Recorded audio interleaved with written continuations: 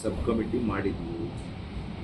ನಾವು ಎಲ್ಲ ರೀತಿಯಲ್ಲಿ ತಾಂತ್ರಿಕವಾಗಿ ವೈಚಾರಿಕತೆಯಿಂದ ಕೂಡಿರ್ತಕ್ಕಂಥ ವೈಜ್ಞಾನಿಕತೆಯಿಂದ ಕೂಡಿರ್ತಕ್ಕಂಥ ವರದಿಯನ್ನು ಕೊಟ್ಟು ಎಲ್ಲ ಸಮುದಾಯಗಳ ಮುಖ್ಯಸ್ಥರನ್ನ ಜೊತೆ ಕೂಡ ಸಭೆ ಮಾಡಿ ಈಗಾಗಲೇ ನಾವು ವರದಿಯನ್ನು ಕೂಡ ಕೊಟ್ಟು ಕ್ಯಾಬಿನೆಟ್ಟಲ್ಲಿ ಕೂಡ ಪಾಸ್ ಆಗಿದೆ.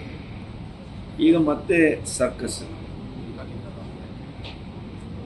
ಅವರ ಕ್ಯಾಬಿನೆಟ್ನಲ್ಲಿ 3-4 ಜನ ಮಂತ್ರಿಗಳೇನಿದ್ದಾರೆ ಅವರಿಗೆ ಸಮಾಧಾನ ಪಡಿಸಲಿಕ್ಕೆ ಇದು ಮಾಡ್ತಾ ಇದ್ದಾರೆ.